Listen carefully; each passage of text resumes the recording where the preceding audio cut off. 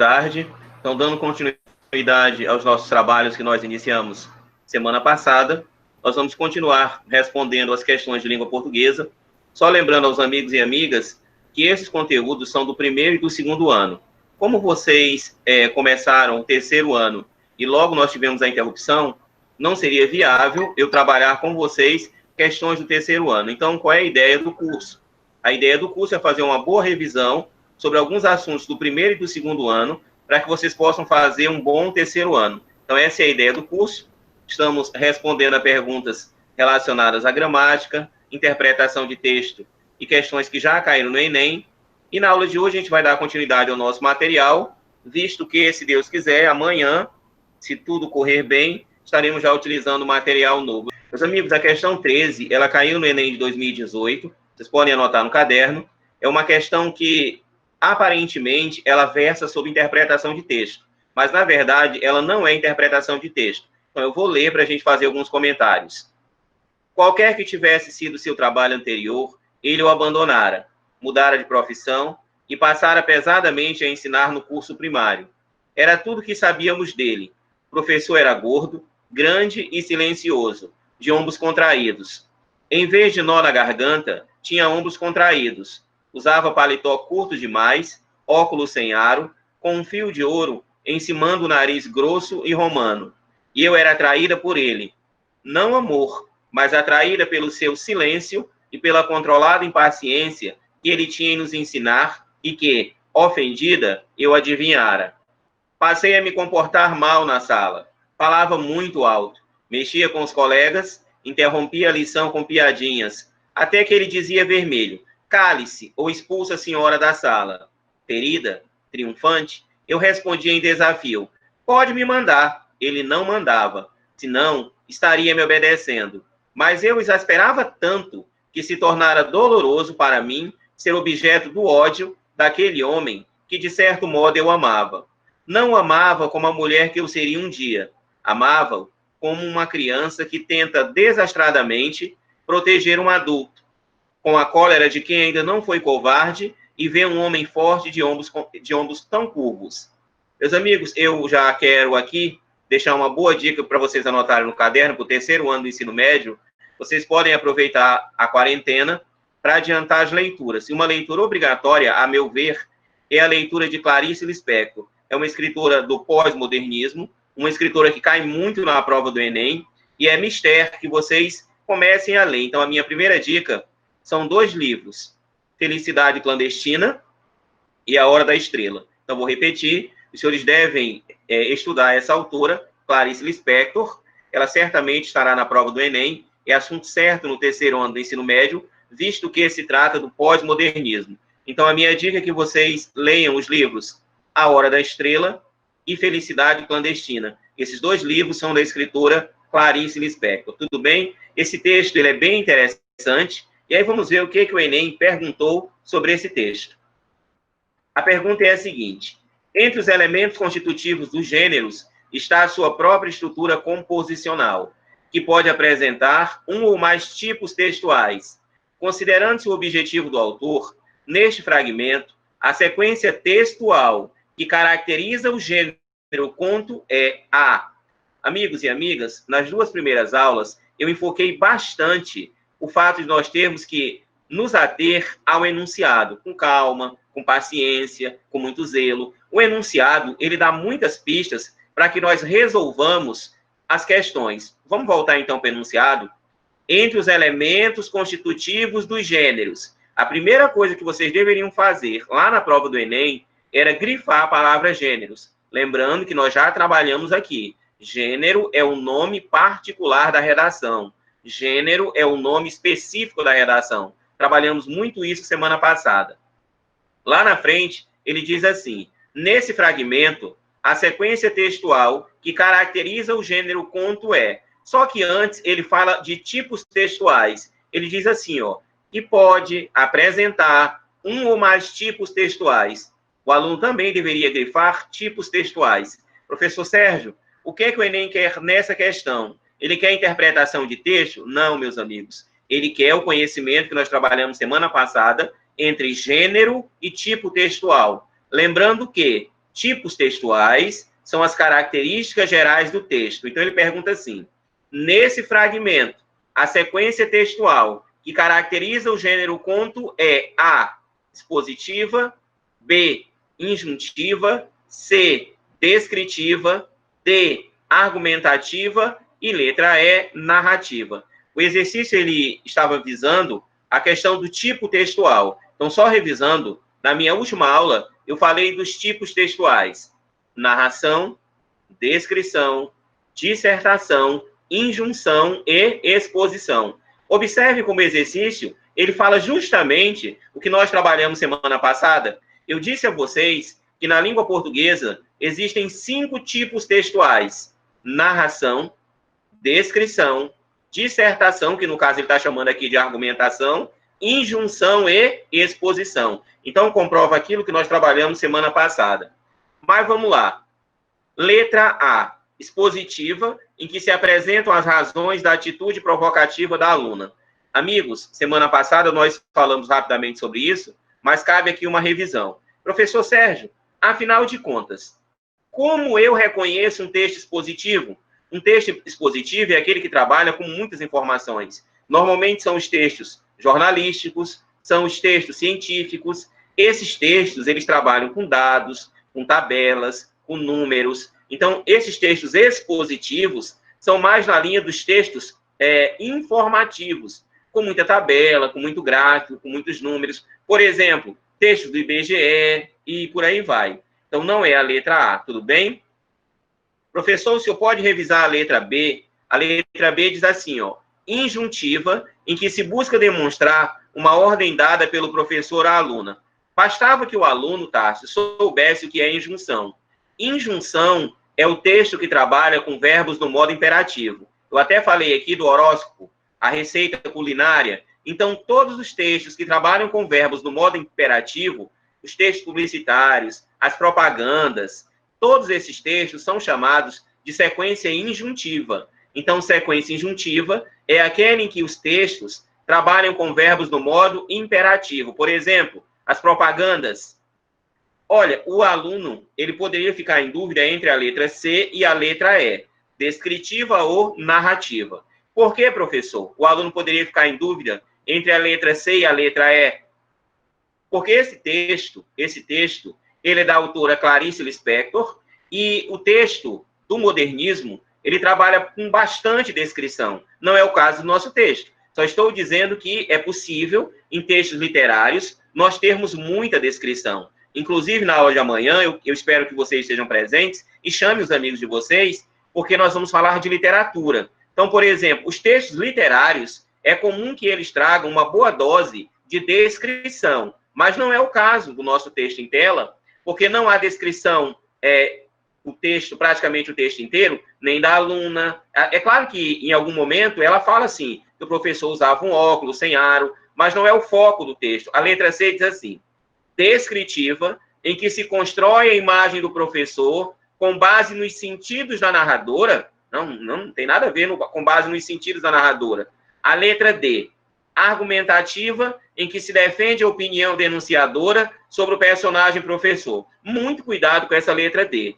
Essa letra D é justamente a redação do Enem, que é um texto dissertativo argumentativo, ou para falar sobre fome, ou sobre miséria, ou sobre gravidez na adolescência. A resposta correta é a letra E, narrativa, em que se contam fatos ocorridos com o professor e a aluna em certo tempo e lugar.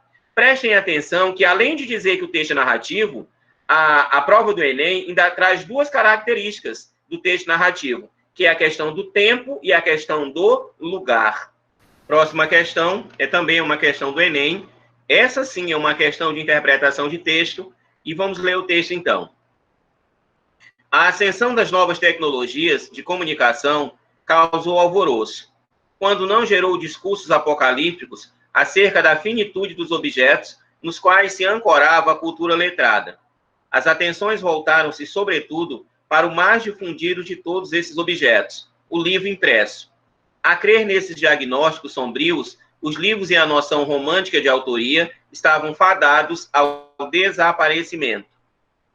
O triunfo do hipertexto e a difusão dos e-books inscreveriam um marco na linha do tempo, semelhante aos daqueles suscitados pelo advento da escrita e da revolução do impresso.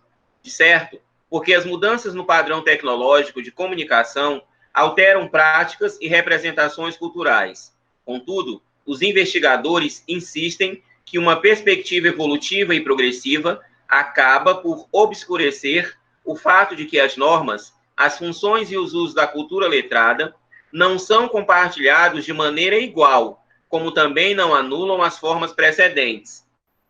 Apesar dos avanços, a história da leitura não pode restringir seu interesse ao livro, tendo de considerar outras formas de impresso, de ampla circulação e suportes de textos não impressos.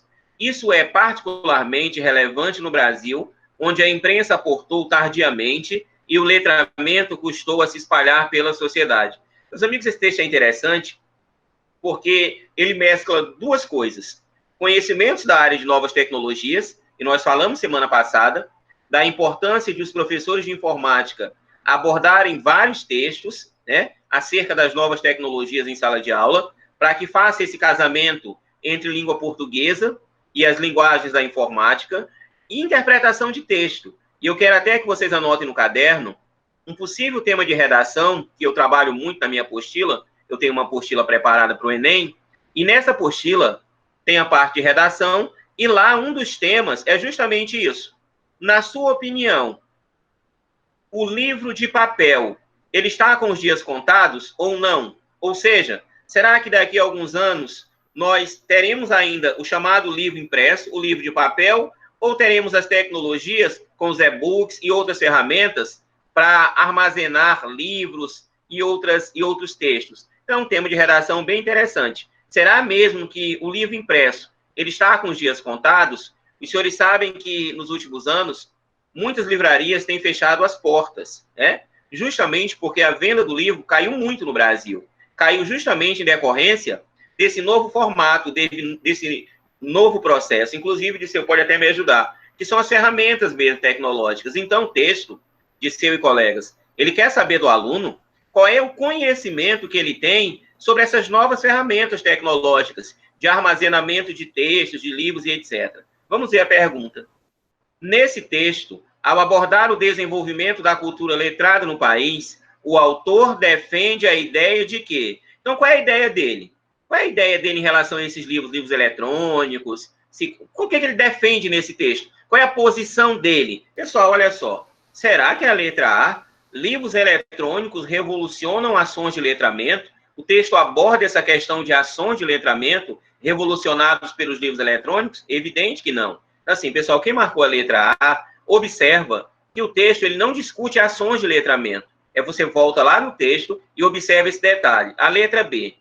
Veículos midiáticos interferem na formação de leitores? Não, o autor também não discute essa questão. Letra C. Tecnologias de leitura novas desconsideram as anteriores? Em que momento do texto existe essa abordagem por parte do autor de desconsiderar a questão de livros anteriores? Pelo contrário, ele diz que há sim essa convivência entre as novas tecnologias e aquilo que já existia antes. Letra D.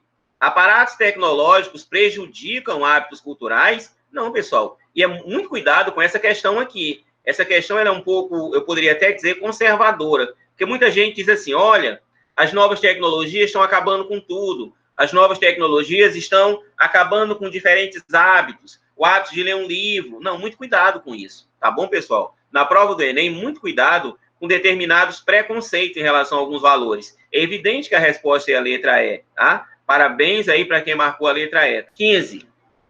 Também do Enem 2018, eu gosto muito dessa questão. É um texto bem curto, mas interessante. Olha só. Reclame. Se o mundo não vai bem a seus olhos, use lentes. Ou transforme o mundo. Ótica, olho vivo. Agradece a preferência. Pessoal, esse texto, apesar de ser muito curto, ele demanda um bom conhecimento que todo ano cai na prova do Enem. Ainda que o texto não faça essa analogia diretamente, é evidente que toda vez que nós lermos um texto, nós temos que averiguar as funções de linguagem. Reparem que o alvo da comunicação não é o emissor, é o receptor. o texto começa dizendo assim, ó, reclame.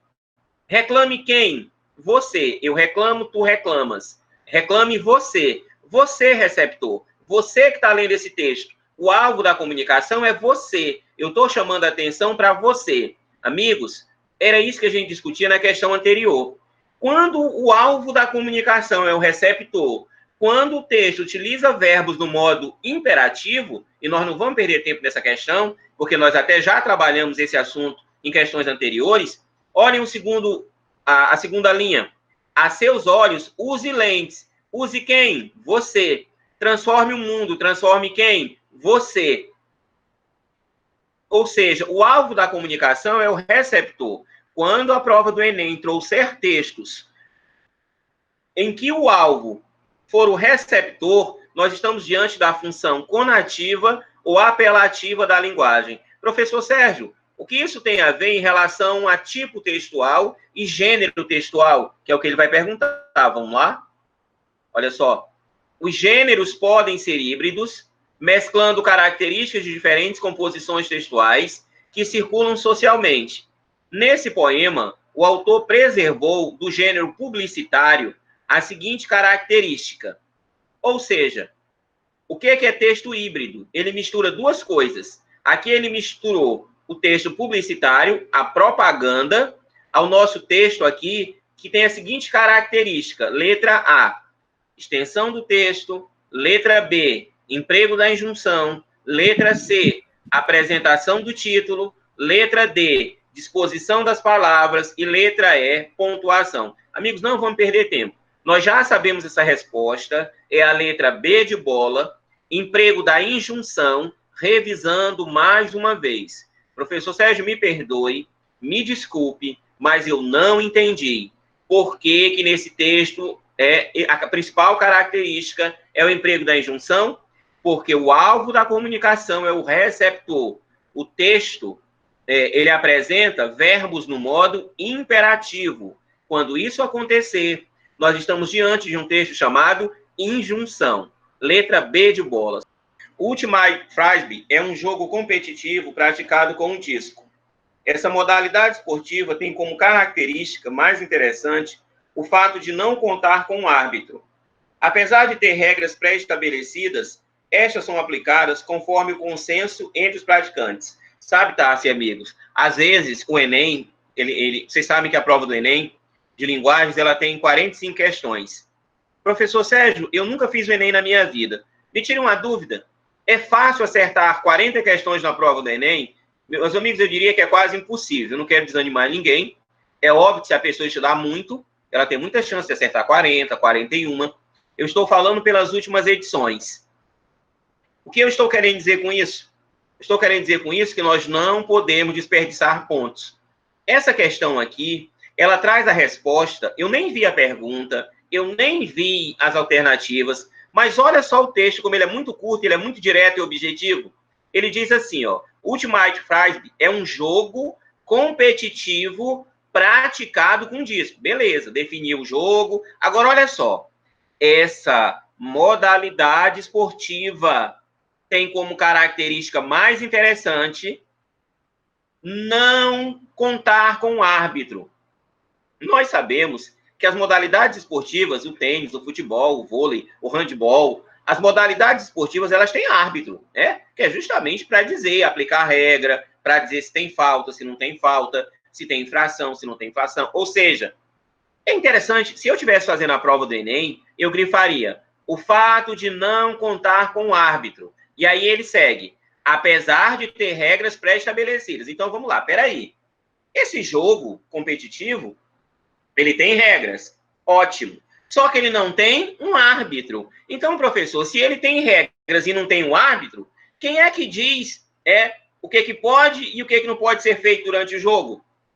E o próprio texto responde, estas são aplicadas conforme, para tudo, gente, o consenso entre os praticantes. Ou seja, os próprios jogadores é que vão decidir os próximos passos diante do jogo. Então, eu não posso, viu, Tássio, perder pontos em questões como essa do Enem. Realmente não é fácil acertar 40 pontos. A pontuação, normalmente, na prova de matemática, de muitos alunos que eu conheço, alunos que fazem cursinho, é 700. Eles conseguem 700 na prova de matemática, mas raramente um aluno consegue 700 na prova de linguagem. Então, assim, a ideia é não perder pontos. Vamos lá para o enunciado.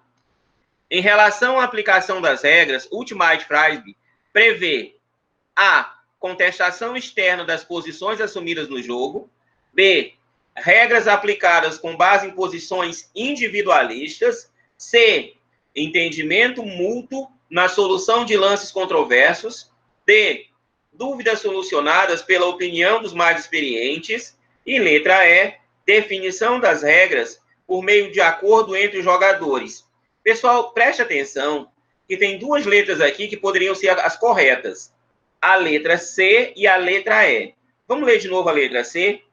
Entendimento mútuo na solução de lances controversos. Letra E. Definição das regras por meio de acordo entre os jogadores? Não. Preste atenção. As regras já são estabelecidas. Os jogadores não vão definir as regras. Elas já existem.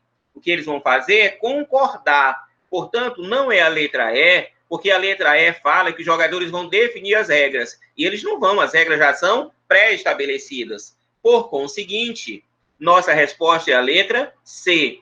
Entendimento mútuo na solução de lances controversos. Praticamente, o texto ele dá a resposta. Se você voltar lá para o texto, ele vai falar que essas regras elas já estão pré-estabelecidas. Então, esse jogo ele não tem juiz. Então, como é que é a sequência desse jogo? Os próprios jogadores é que vão se entender. Eles vão dizer, pode isso, pode aquilo, mas baseado nas regras que já existem. Aí a letra C diz assim, entendimento mútuo na solução de lances controversos, ou seja, lances que geram dúvida, porque as regras já são conhecidas dos jogadores. Então, qualquer problema, qualquer lance controverso que gere dúvida, como é que eles vão resolver? Por meio do entendimento entre eles próprios. Pessoal, nós vamos trabalhar agora, ou pelo menos começar a trabalhar, um assunto que é a condição sine qua non para que nós sejamos aprovados na prova do Enem. É mistério que os senhores prestem bastante atenção a esse tópico, bastante atenção mesmo, porque ele estará na prova do Enem. Não tem como este assunto não estar na prova do Enem, que são as funções de linguagem. Tá? Então, a gente vai ler os textos, aí eu vou comentando. Texto 1.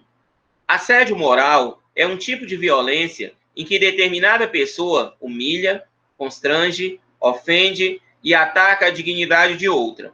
O assédio moral no trabalho consiste na exposição prolongada e repetitiva dos trabalhadores a situações humilhantes e vexatórias. Amigos e amigas, este assunto é lá do primeiro ano do ensino médio. Como eu disse no início dessa aula, no introito, meu objetivo é revisar com os senhores assuntos do primeiro e do segundo ano do ensino médio, visto que os senhores praticamente não iniciaram o terceiro ano. Então, a nossa ideia é deixá-los em condições maravilhosas para que vocês possam fazer um excelente terceiro ano. Então, só revisando, este assunto ele é do primeiro ano do ensino médio. Ele cai, professor, no Enem? Não, meus amigos, ele não cai, não, ele despenca. Há uma diferença entre cair e despencar. Esse assunto, ele despenca na prova do Enem. Anotem no caderno. O assunto é funções de linguagem. Funções de linguagem. Vamos lá, então. Professor, o que é função de linguagem? Função é a finalidade e a intenção. Quando nós escrevemos um texto, nós temos uma finalidade, uma intenção, um objetivo. O que nós queremos com aquele texto? Ah, sim. Nós queremos apenas informar, como no caso dos textos jornalísticos. Não, nós não queremos informar. Nós queremos persuadir, nós queremos modificar o comportamento do receptor, como no caso dos textos injuntivos. Os senhores estão me entendendo? Então, cada texto tem uma finalidade, tem um objetivo preciso. Lá na prova do Enem, assim que você terminar de ler um texto, você vai se perguntar o seguinte, beleza, qual é a finalidade desse texto? O autor queria o quê? Queria que eu me emocionasse, queria apenas informar, queria definir, queria conceituar, o que o autor do texto realmente queria. E aí, preste atenção no segredo. Professor, por que a gente faz pré-ENEM? A gente faz pré-ENEM para aprender coisa que a gente não aprende na sala de aula, normalmente. Por isso que serve um pré-ENEM, senão não serviria para nada. Eu jamais faria um pré-ENEM que não fosse para aprender coisa nova.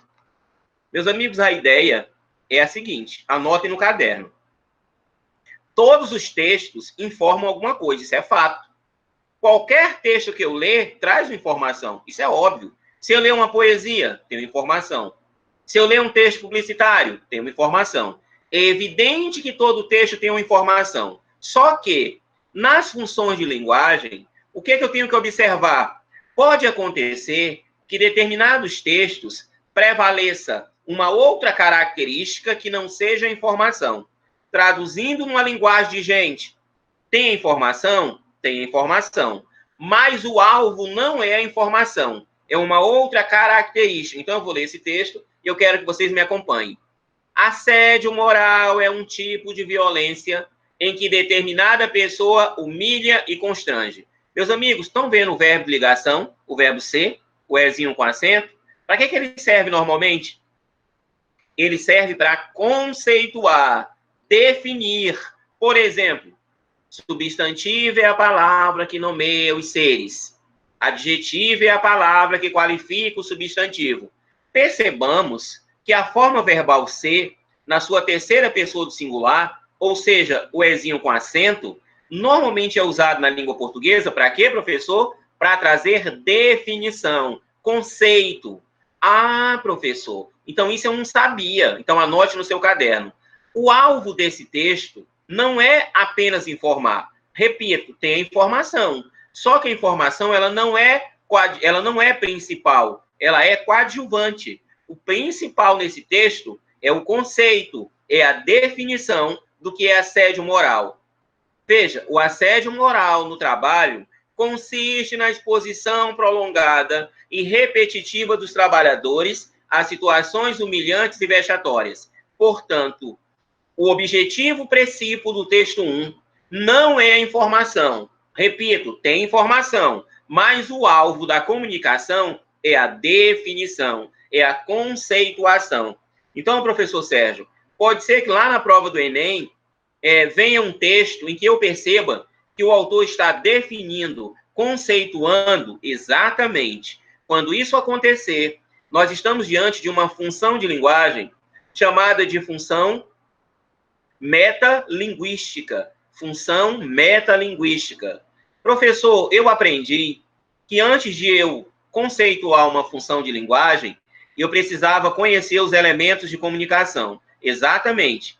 Eu só posso aprender função de linguagem se eu souber os elementos de comunicação. Por exemplo, quais são os dois principais elementos de comunicação? O emissor e o receptor. Mas não tem só esses. Tem o emissor, tem o receptor, tem o canal, tem o código, né? Tem o referente, tem a mensagem. Então, vai devagar, professor, por favor. Quando um texto faz uma definição, uma conceituação, o elemento de comunicação em destaque é o código. O elemento de comunicação em destaque é o código.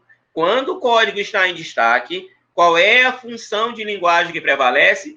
Função metalinguística. Função metalinguística. É o código explicando o próprio código. Por exemplo, nesse exato momento, eu estou fazendo uso da função metalinguística. Eu estou usando a língua portuguesa para explicar o que para vocês? A língua portuguesa. Eu estou usando o código para explicar o próprio código. Então, esse nosso texto 1, ele tem uma função de linguagem chamada função metalinguística. Professor, ele tem função referencial? Tem, ele tem função referencial. Porque, de qualquer sorte, ele informa alguma coisa. Todo texto que informa alguma coisa tem função referencial. Mas o objetivo principal desse texto não é a informação, e sim a definição. Portanto, esse texto tem função metalinguística e o elemento de comunicação em destaque é o código. Na língua portuguesa, existem 6 elementos da comunicação. O emissor, que é a pessoa que fala, o receptor, que é a pessoa que ouve, o referente, que é o assunto, a informação propriamente dita, a mensagem, que é aquilo que está sendo veiculado, o código, que no nosso caso, Lucas, é a língua portuguesa. Então, o que é código? Quando eu falo código, eu estou falando de quê? Da própria língua, do próprio idioma. Agora, evidentemente que o código não é só a língua. Você pega, por exemplo, outros instrumentos, Eu não sei se vocês lembram do filme Titanic, em que a comunicação, quando o navio estava afundando, foi feita por meio do código Morse, né? Então, o código é aquilo que vai estar relacionado à comunicação. No caso da língua, a gente diz que código é o próprio idioma. Então, por exemplo, quando você abre o dicionário, Lucas, para ver lá o significado de uma palavra, ou quando você vê uma definição, por exemplo, de qualquer coisa, substantivo, adjetivo, pronome, conjunção, verbo, qualquer definição, Lucas, quem está em destaque é o código, ou seja, o próprio idioma, a própria língua. Texto 2. Celular no trânsito não combina. O melhor a fazer é desligar o aparelho enquanto estiver dirigindo ou deixar no modo silencioso.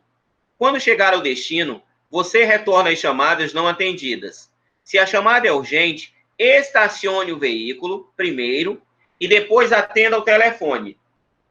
E se você estiver caminhando, quando o telefone tocar, pare em algum lugar seguro para atender a ligação. Lembre-se, nada é mais importante do que a própria vida. Mas olha só, gente, preste atenção à aula, por favor. É evidente que esse texto traz uma informação. Tudo que eu leio tem uma informação.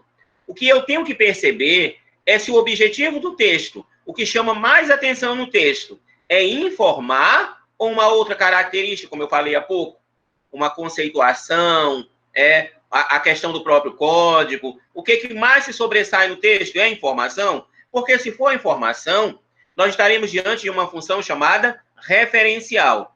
Mas se vocês prestarem atenção ao texto 2, e é por isso que eu estou chamando a atenção, desde as duas primeiras aulas, celular no trânsito não combina. O melhor a fazer é desligar o aparelho enquanto estiver dirigindo ou deixar no modo silencioso. Quando chegar ao destino, você retorna as chamadas. Estacione, pare, lembre-se. Meus amigos, minhas amigas, quem é o alvo da comunicação? É o emissor, a pessoa que escreveu a redação, ou é o receptor? Quem é que tem que estacionar o carro? Quem é que tem que tomar cuidado quando estiver falando ao telefone? É evidente que é o receptor. Então, veja que agora, Tássio, amigos, o alvo do texto não é conceituar, não é definir para ter a função metalinguística. O alvo da comunicação aqui é outro. O alvo da comunicação aqui é o receptor. Lembra? Na língua portuguesa, os dois principais elementos de comunicação são o emissor e o receptor.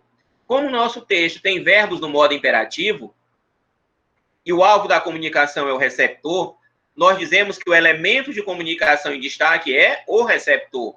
Vamos lá revisar. Elementos de comunicação é uma coisa, função de linguagem é outra. Por coincidência, cada elemento de comunicação está relacionado a uma função de linguagem. Revisando, lá na função metalinguística, quem é o elemento de comunicação? O código.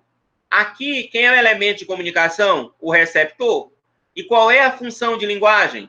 A função de linguagem no texto 2, ela tem dois nomes. Função apelativa ou conativa. Apelativa ou conativa.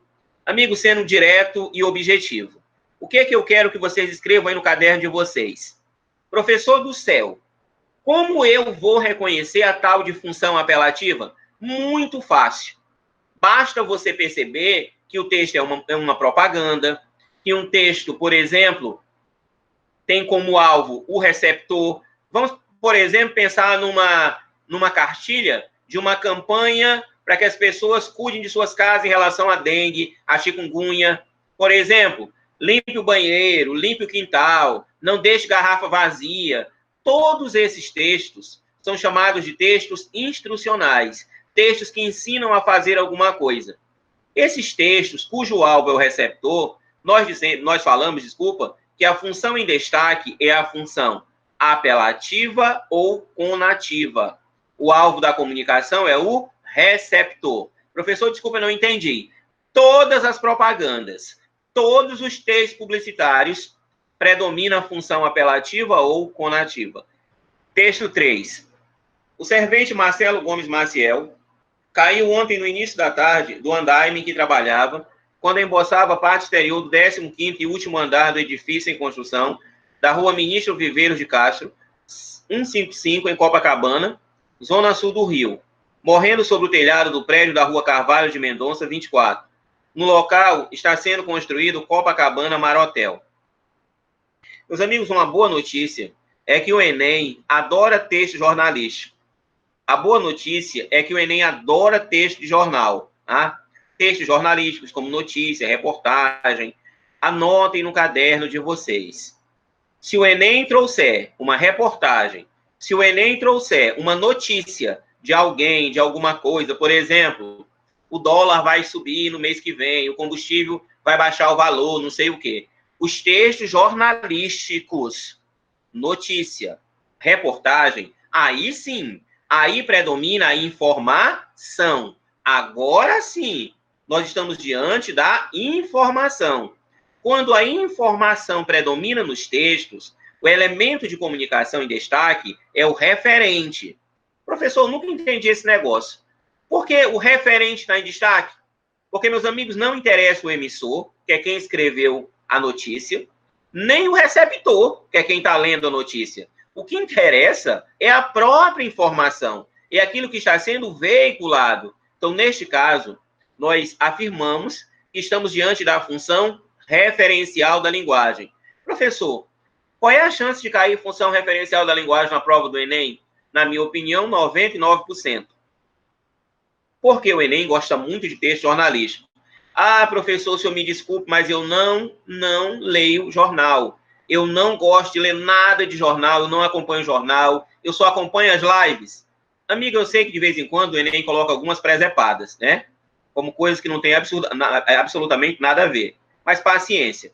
Não é normal o Enem colocar em sua prova um cantor de uma live, né? O normal é o Enem colocar uma notícia jornalística de grande repercussão nacional. Então, assim, preocupe-se com notícias, com reportagens, ler muito, principalmente acompanhar o que está acontecendo no Brasil e no mundo. Isso não vai ajudar só na parte de interpretação textual, mas, sobretudo, na redação. Se os amigos que estão acompanhando essa aula têm a ideia de tirar acima de 900, tratem de ler muito. A última vez que eu dei aula no IFAC, no ensino médio, graças a Deus, nós tivemos 19 notas acima de 800. Eu acho que nós tivemos 9 ou foi 10 notas de 900 para cima. E eu dava aula apenas para o 4º ano, eu só tinha uma turma de ensino médio. Então, assim, redação é muito importante. Então, prestem atenção a essas aulas para que vocês possam também adquirir conhecimentos para a redação. Tudo bem? Então, a função é a função referencial, porque o texto é jornalístico, o elemento de comunicação em destaque é o referente. Vamos lá, gente, a pergunta e os enunciados aí. Considerando a linguagem dos textos acima, verifica-se que... Respondam, por favor, eu expliquei de uma por uma. A letra A diz assim: os elementos de comunicação que aparecem, respectivamente, nos textos são código no texto 1, receptor no texto 2. Eu acabei de explicar o texto 3, dizendo que a função era a função referencial e o elemento de comunicação era o referente. Não está com 5 minutos que eu expliquei isso. Então, pela ordem, seria humanamente impossível marcar a letra A. Tudo bem, código no texto 1, porque é a função metalinguística. Beleza.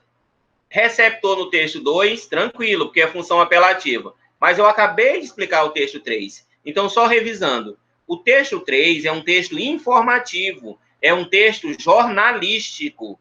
Texto informativo, jornalístico, é função referencial. Qual é o elemento de comunicação? O referente. Eu nem expliquei o canal ainda, tá? Mas vou aproveitar e explicar.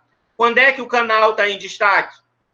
O canal está em destaque quando eu quero apenas abrir esse canal de comunicação. Traduzindo uma linguagem de gente, quando eu quero, Tássio, iniciar uma conversa. Por exemplo, se eu chego para você, Tássio, e diga assim, bom dia, e aí você me responde bom dia. Entre mim e ti, não há, na verdade, uma conversa. Nós estamos apenas iniciando o canal, abrindo esse canal de comunicação. É como se eu dissesse alô, e você me respondesse alô. Aí sim nós temos o canal em destaque. E aí a função é a função fática. Função fática é aquela em que o canal está em destaque. O que é esse canal de comunicação? É quando eu quero iniciar, abrir a conversa. Eu não tinha nem tocado nesse assunto ainda. Portanto, seria humanamente possível a letra A. Tudo bem? Então, revisando. O canal é um elemento de comunicação? É. Quando esse canal está em destaque, qual é a função de linguagem? É a função fática. O que é o canal? Por exemplo, se eu vou falar com alguém e eu utilizo o telefone é o canal. Por exemplo, se eu estou dando aula na sala de aula e eu estou ali na frente e a minha mensagem vai chegar até os alunos, qual é o canal? O ar. Tudo bem, Cássio? Sobre a explicação da função fática do canal, alguma dúvida? Tranquilo, professor. Enquanto o senhor estava explicando, a Érica respondeu letra E e a Loislane respondeu letra B. Vamos ver a letra B. A função de linguagem predominante no texto 3 é referencial. Beleza, é a função referencial. Enquanto no texto 1 predomina a função fática, não, pessoal, quando eu estava explicando, eu fico claro. Lá no texto 1 é função metalinguística. Lá no texto 1 é função metalinguística. Porque o objetivo do texto 1 é definir, é conceituar, é explicar. Não é função fática, tá? A resposta é a letra E. O elemento de comunicação que predomina no texto 1 é o código, por isso que a função é metalinguística, e o predominante no texto 3 é quem? O referente. Ou seja, a resposta, ela versa sobre os elementos de comunicação. No texto 1, a função é metalinguística e o elemento de comunicação é o código. No texto 3, a função é referencial e o elemento de comunicação é o referente. É fundamental que vocês revisem esse assunto. É assunto certo na prova do Enem, tá? Funções de linguagem. Pessoal, vamos para um assunto também que cai muito na prova do Enem, que é variação linguística. Já podem até anotar aí no caderno. Nós trabalhamos nas 2 primeiras aulas, falamos um pouco sobre variação linguística e vamos continuar. Registro é como se denomina a variante linguística condicionada pelo grau de formalidade existente na situação em que se dá o ato da fala, ou da finalidade no ato da escrita. A par dessa informação, leia os itens a seguir. Professor de língua portuguesa, atenção, pessoal. Olha quem é o falante. Professor de língua portuguesa em um campo de futebol. O professor não está em uma conferência, ele não está em um seminário, ele não está na sala de aula, ele não está conversando com o diretor do campus, ele está em um campo de futebol. Cara, toca essa bola rápido, pega ela de primeira e tenta fazer o gol. Juiz de direito em uma feira municipal. Juiz de direito em uma feira municipal. Tá comprando verdura, gente. Essa verdura tá com uma cara boa. Pega ela para mim e vê o preço. Garoto de 17 anos em uma festa. Garoto de 17 anos em uma festa. Mariana, não a vi chegar. Aprompincuis-se e dar-te-ei o presente que tu pediste a tempo. Pode-se considerar inadequado o registro da língua apenas em... Amigos e amigas, ele não quer que você marque a correta. Ele quer que você marque, daqueles itens que eu li, quais são inadequados, quais são inapropriados para aquela situação de comunicação. Perfeito, letra C, apenas o item 3. Porque não é, pessoal, não é que ele não possa.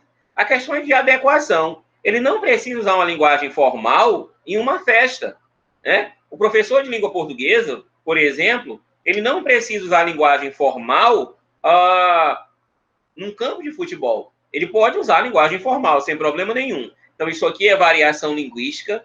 Parabéns aí para todo mundo que acertou, tá bem? Letra C. Pessoal, mais uma questão do Enem, questão de 2018. Ela parecia pedir socorro contra o que, de algum modo, involuntariamente dissera. E ele, com os olhos miúdos, quis que ela não fugisse e falou. Repita o que você disse, Lore. Não sei mais, mas eu sei, eu vou saber sempre. Você literalmente disse, um dia será o mundo com sua impersonalidade, soberba, versus a minha extrema individualidade de pessoa. Mas seremos um só, sim. Lore estava suavemente espantada. Então, isso era felicidade. De início, se sentiu vazia.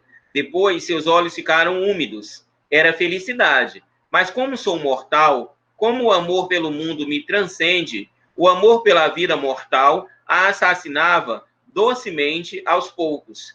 E o que é que eu faço? Que faço da felicidade? Que faço dessa paz estranha e aguda que já está começando a me doer como uma angústia, como um grande silêncio de espaços? A quem dou minha felicidade que já está começando a me rasgar um pouco e me assusta? Não, não quero ser feliz. Prefiro a mediocridade. Milhares de pessoas não têm coragem de, pelo menos, prolongar-se um pouco mais nessa coisa desconhecida, que é sentir-se feliz, e preferem a mediocridade. Ela se despediu de Ulisses quase correndo. Ele era o perigo. Olha, gente, quem é o texto? Clarice Lispector. Professor, o senhor acredita que o senhor estava lendo esse texto? E aqui em casa eu li o texto várias vezes. O senhor acredita, professor, que eu não entendi nada desse texto? Nada. E multiplico por 1 milhão? Isso é normal, professor Sérgio? É, meus amigos, é normal. É muito normal ler um texto da Clarice Lispector e não entender nada. Viu? Por quê? Porque a Clarice Lispector, juntamente com João Guimarães Rosa, na minha concepção, a meu sentir, são os dois escritores mais difíceis da língua portuguesa. Eles são escritores do pós-modernismo. O senhor sabe que a literatura no modernismo é dividido em modernismo primeira fase, modernismo segunda fase e modernismo terceira fase, o pós-modernismo. Lembrando que o modernismo ele vai de 1922 a 1930, que vem ali depois da Semana de Arte Moderna, que é justamente a ruptura com o passado, com a literatura academicista. Vamos falar muito sobre isso amanhã, muito mesmo. Vocês não podem perder a aula de amanhã, viu, pessoal? Chamem os colegas, chamem os amigos, tá bom? Para participar dessa aula.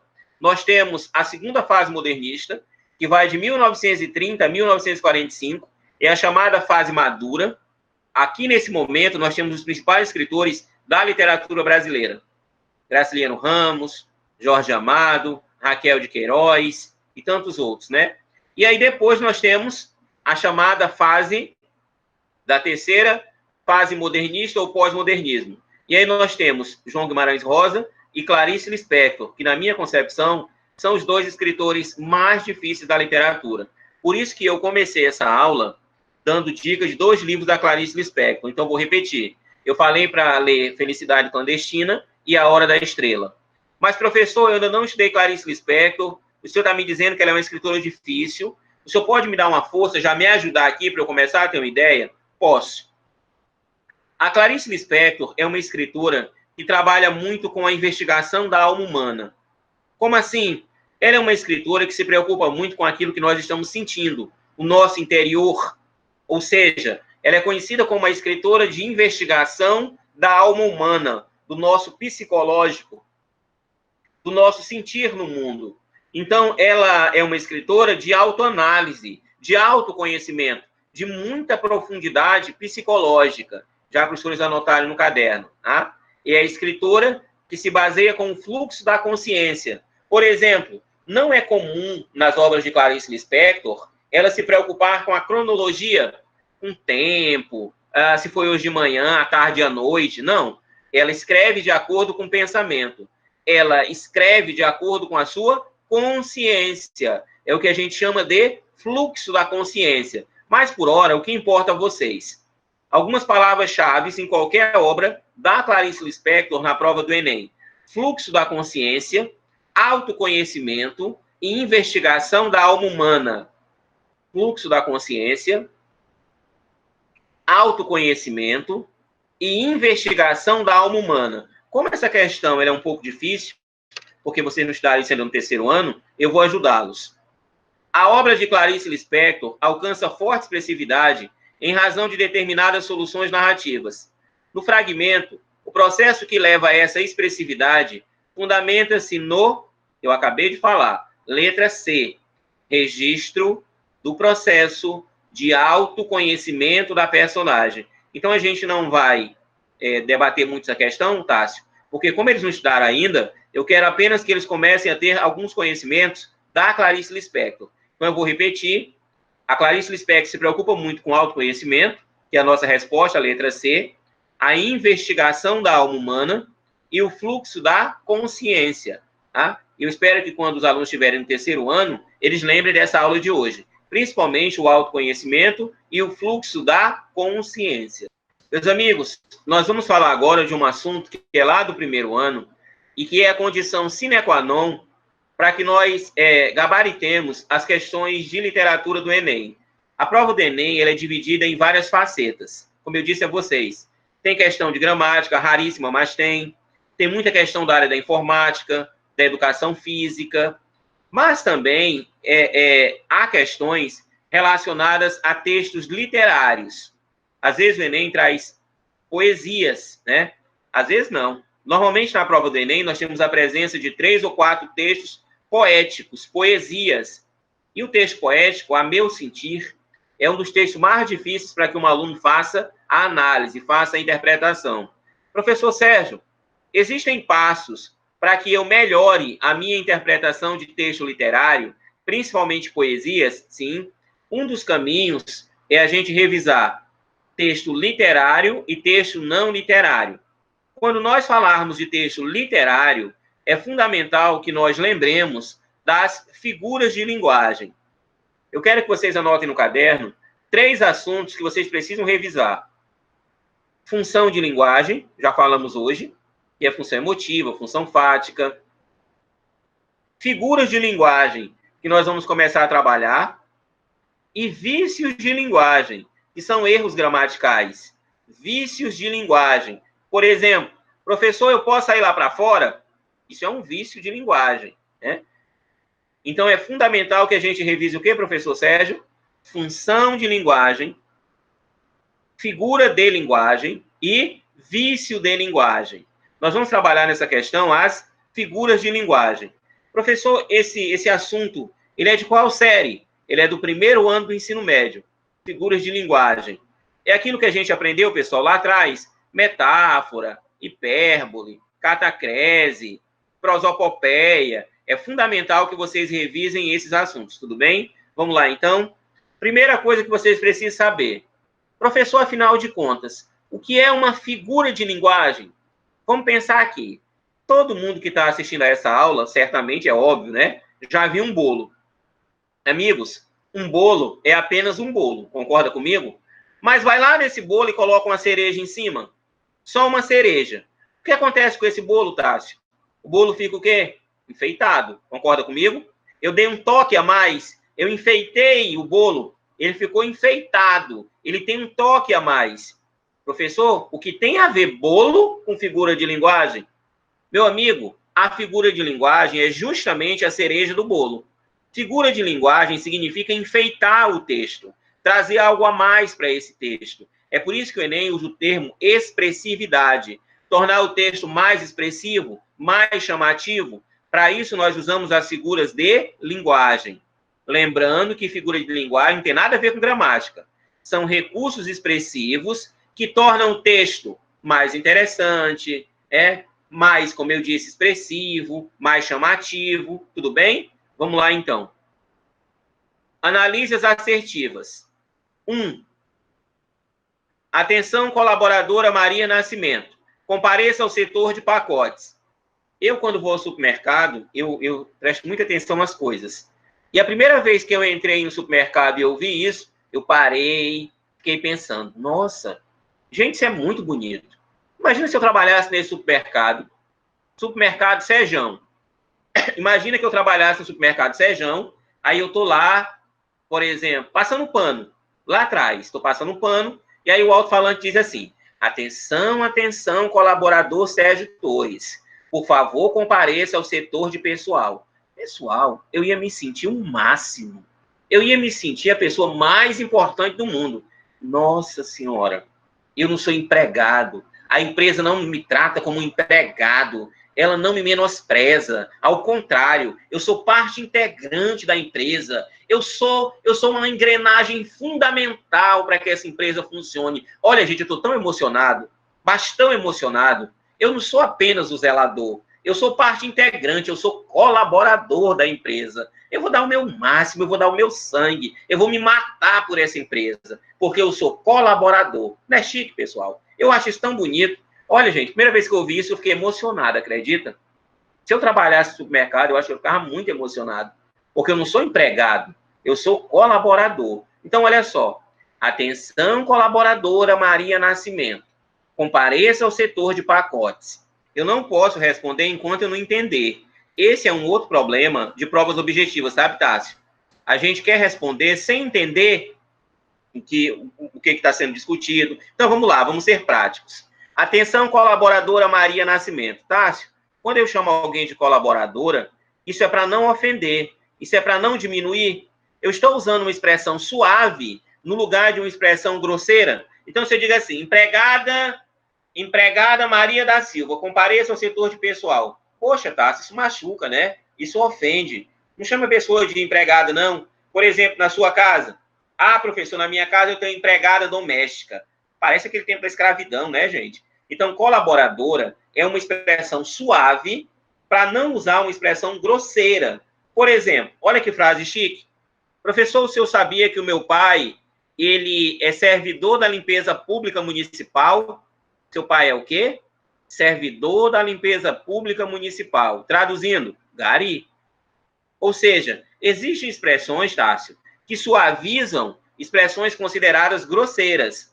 Essas expressões são chamadas de eufemismos. Tá? Eufemismo é aquilo que suaviza uma expressão considerada grosseira. Colaborador é para não usar uma expressão grosseira, chamada de empregada doméstica. Mas se fosse uma prova de concurso, Tássio, só por aí eu já acertaria, porque não é a letra A, que fala de metonímia, não é a letra C, que fala de metáfora, não é a letra D, que fala de comparação, e nem a letra E, que fala de metáfora. Mas daria para acertar chutando, mas vamos à explicação. 2. Não demora muito e o computador será o ar que se respira. Metáfora é uma comparação. Se alguém um dia perguntar assim para você, o que é uma metáfora? Responda assim para a pessoa. É uma comparação.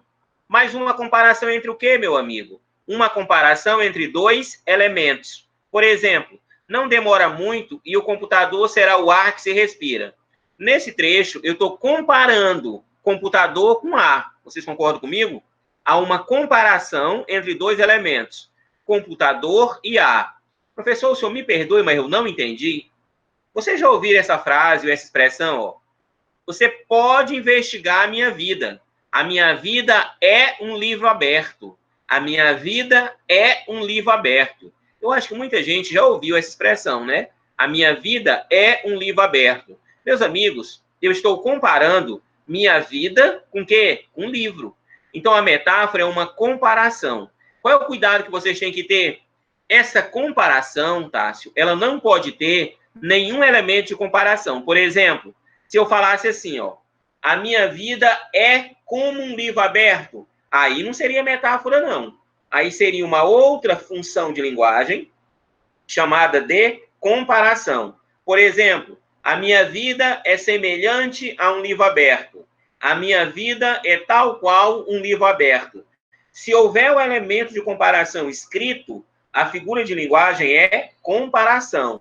Se não houver o elemento escrito, a figura de linguagem é metáfora. Mais um exemplo, professor, por favor. A Amazônia é o pulmão do mundo. Isso é metáfora ou comparação? A Amazônia é o pulmão do mundo.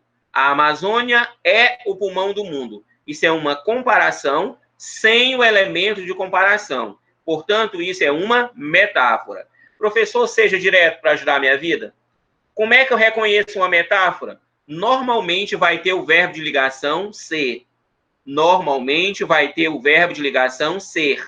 O ezinho com acento, Tássio, por exemplo, normalmente numa metáfora tem o ezinho com acento. Aqui na nossa frase tem o será, que é o verbo de ligação no futuro. Eu serei, tu serás, ele será, nós seremos, vós sereis, eles serão.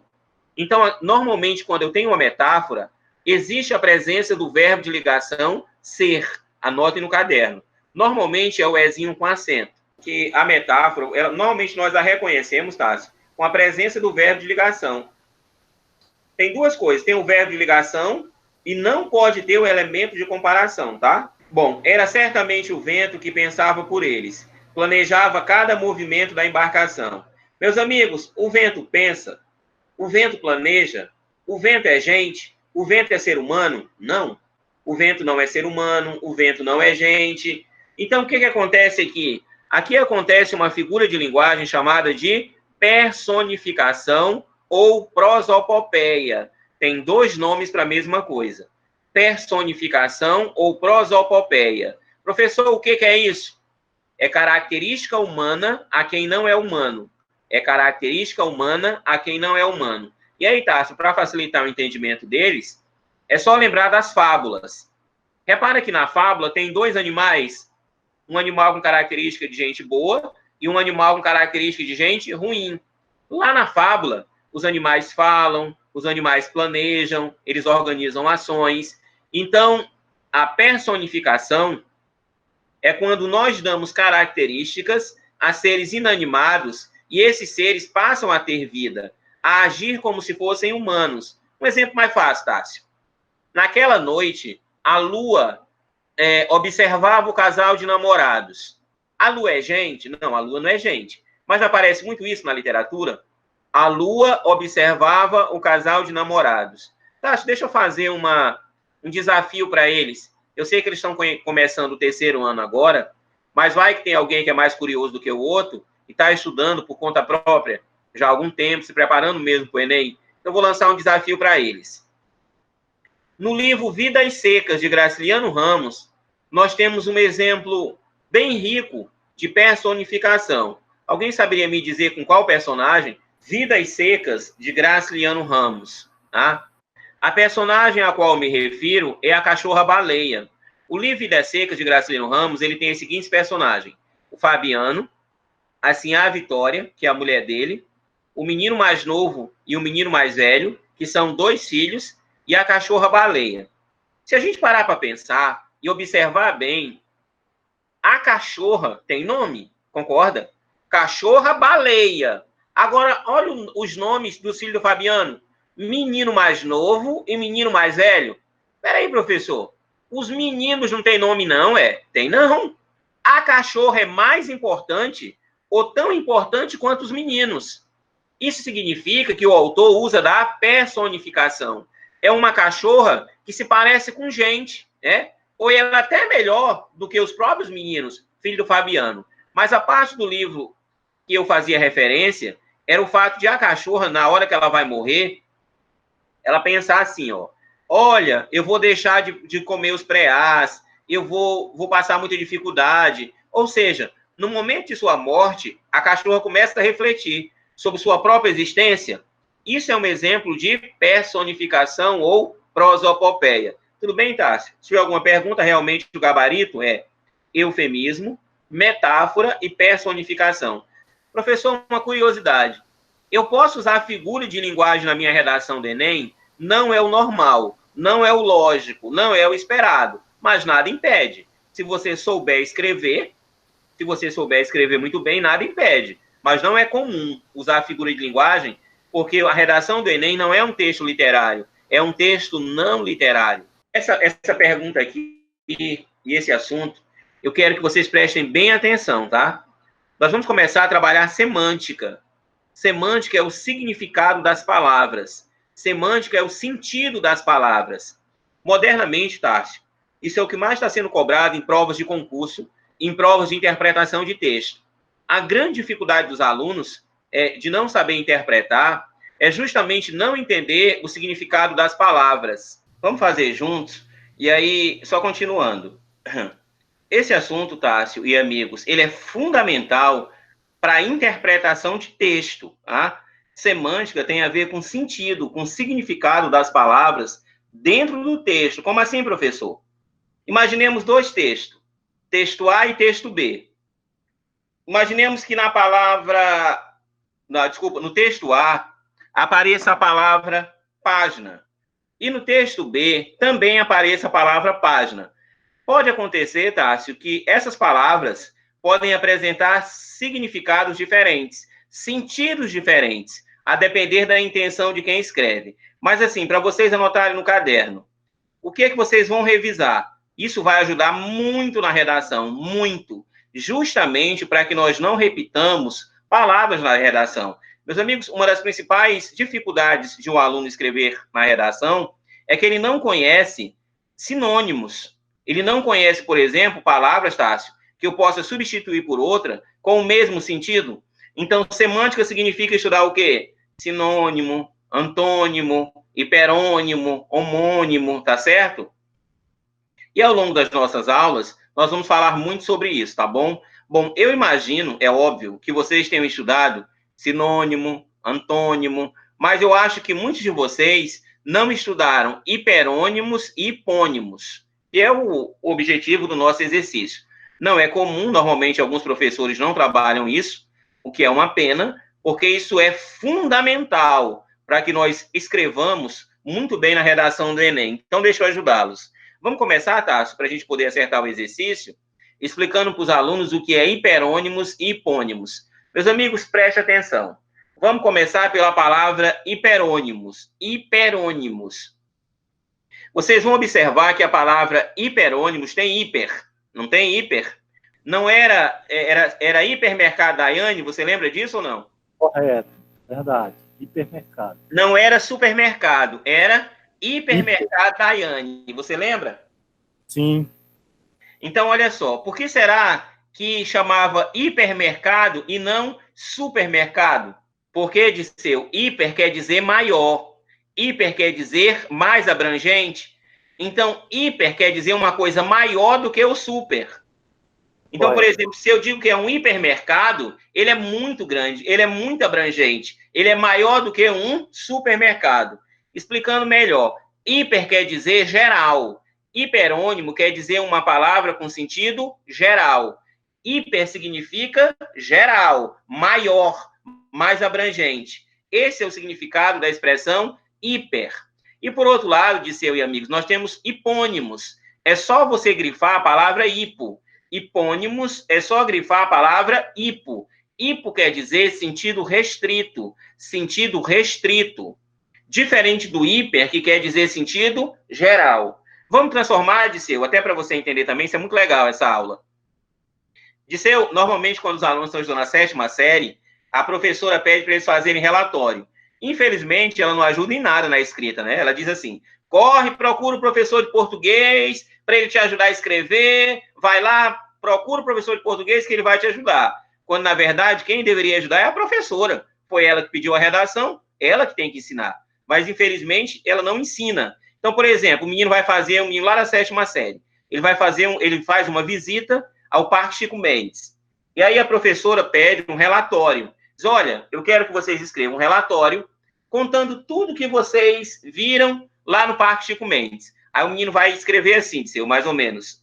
No dia 4 de maio de 2020, os alunos da 7ª série, juntamente com a professora Luciana, foram até o Parque Chico Mendes e lá chegando, observaram jacarés, marrecos, patos, cutias e cobras. Lá na frente, se eu quisesse escrever esse relatório e eu quisesse usar todos esses nomes, eu poderia resumir com uma palavra essa bicharada toda? O que você acha? Em vez de eu dizer jacaré, cobra, macaco, marreco, eu queria falar isso só com uma palavra. Qual seria? Animais. E é justamente isso, Disseu, que as pessoas têm uma dificuldade enorme de escrever redação porque elas não conhecem alguns conceitos da língua, que são condição sine qua non. Então, quando eu digo, Tássio, animais é uma palavra de sentido geral, animais é uma palavra de sentido geral que resume aquele horror de bicho que eu falei lá na frente, jacaré, macaco, cobra. Então, devagar, professor. Quando eu uso uma palavra para resumir, essa palavra que resume, ela é chamada de hiper.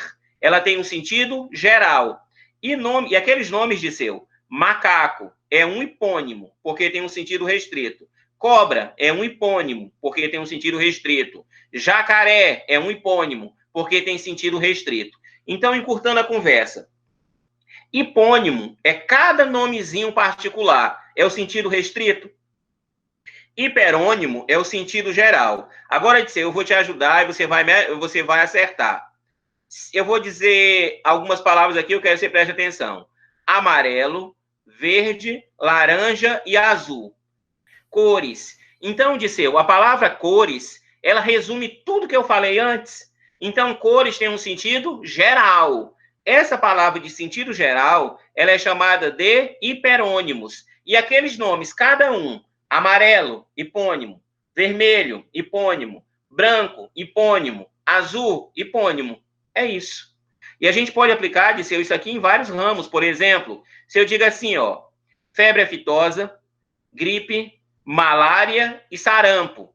Cada palavrinha dessa é um sentido restrito. Malária é hipônimo, febre amarela é hipônimo, sarampo é hipônimo. Mas eu não quero repetir essas palavras numa redação. Eu quero usar um termo de sentido geral. Qual palavra eu usaria? Doenças. Perfeito, doenças. Então, Tássio, pergunte se eles entenderam o que é hiperônimo e o que é hipônimo. Hiper é palavra de sentido geral e hipo é palavra de sentido restrito. 1. Os hiperônimos apresentam um sentido abrangente. Perfeito. Era só grifar hiper, já está dizendo. Sentido abrangente, sentido geral. Isso quer dizer que a minha resposta tem que ter o item 1, correto? Então eu elimino quem? Assinale a alternativa correta em relação aos itens apresentados na questão. Se o item 1 está correto, a minha resposta tem que ter o item 1. Não é a B e não é a D de dado. 2. Futebol é hiperônimo de esporte? Vamos devagar. Futebol é hiperônimo de esporte? Hiper é sentido geral. Então, futebol é sentido geral de esporte? É o contrário, né? Futebol é sentido restrito, né? Futebol é hipônimo de esporte. O hiperônimo é esporte, o hipônimo é o quê? Futebol. Então, a 2 está errada. 3. Maracujá é hipônimo de frutas? Sim. Maracujá é um nome específico de uma fruta. Maracujá, laranja, banana. Esses nomes específicos a gente chama de hipônimo. Maracujá é hipônimo de fruta. Perfeito, a 3 está correta. 4. Os hipônimos apresentam um sentido específico? Sim. Hipo é sentido específico, é sentido restrito. Letra E. Perfeito. Pessoal, vamos lá então, para a última questão. Essa questão eu já comentei um pouquinho com vocês, é de pontuação, é uma questão do 3º ano, mas eu quero só dar algumas dicas rápidas, tá? Porque isso também ajuda muito na redação. Vamos lá. Analise a utilização das vírgulas no trecho a seguir. 1. Todas as redações que estavam sobre a mesa já foram corrigidas. Pessoal, observa que a vírgula que está depois de mesa, ela está errada. Ó. O verbo, o que é que já foram corrigidas? Todas as redações que estavam sobre a mesa já foram corrigidas. Então, por exemplo, o que é que já foram corrigidas? Todas as redações. Entre o verbo e o sujeito, não poderia ter uma vírgula. Essa vírgula que está depois da palavra mesa, ela está errada, tá bom? 2. Eu e minhas filhas visitamos, vírgula, semana passada, vírgula, a Bienal do Livro em Brasília. Eu e minhas filhas visitamos. Quando? Semana passada.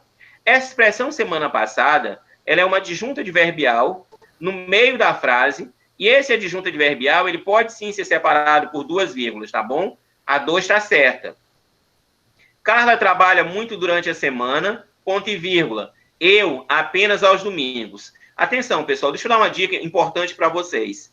Carla trabalha muito durante a semana, ponto e vírgula. Tá vendo essa vírgula depois da palavra eu? Essa vírgula tá evitando que a gente repita o verbo. Vamos lá? Carla trabalha muito durante a semana, ponto e vírgula. Eu trabalho apenas aos domingos. Para eu não escrever trabalho 2 vezes, eu usei a vírgula. Então, a vírgula está substituindo o verbo. A 3 está certa. Carla trabalha muito durante a semana. Eu trabalho apenas aos domingos. E item 4. Existem muitos problemas neste país, vírgula. E temos grandes desafios ainda. Vou ler a 4 de novo. Existem muitos problemas neste país. E temos grandes desafios ainda. Pessoal, essa 4, ela é fundamental que vocês prestem atenção.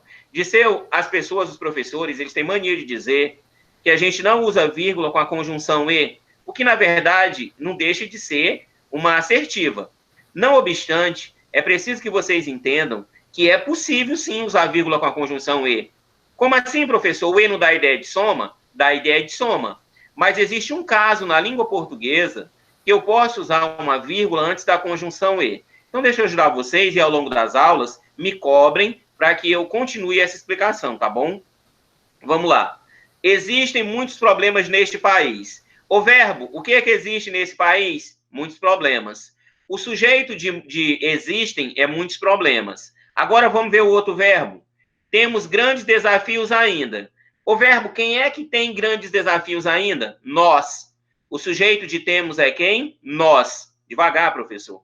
O sujeito de existem é muitos problemas e o sujeito de temos é nós. Portanto, os verbos apresentam sujeitos diferentes. Os verbos apresentam sujeitos diferentes. O sujeito de existem é muitos problemas e o sujeito de temos é nós, de seu e amigos. Quando os verbos apresentarem sujeitos diferentes, eu posso sim usar uma vírgula antes da conjunção e. Então, essa 4 está correta. As vírgulas foram usadas corretamente em 2, 3 e 4. Confere, é isso mesmo que eu disse? 2, 3 e 4. Veja se eles têm alguma pergunta, Tássio, sobre essa questão, mas eu vou voltar a falar mais sobre isso com calma, com paciência, porque vírgula é uma questão do terceiro ano do ensino médio. Eu estou trazendo, Tássio, até para ver a questão de melhorar mesmo a escrita da redação, porque um dos grandes defeitos é justamente a pontuação, usar vírgula. Meus amigos, eu quero de coração agradecer quem participou dessa aula hoje. Essas aulas, elas são fundamentais para a aprovação de vocês. Vocês sabem que hoje em dia, não só para o Enem, mas as pessoas elas reclamam muito de emprego, de passar em concurso público. Vocês sabem que depois dessa pandemia, a coisa vai ficar muito mais difícil ainda, principalmente concurso público. Então, é muito importante que a gente esteja preparado. Então, assim, eu quero parabenizar todos que participaram da aula.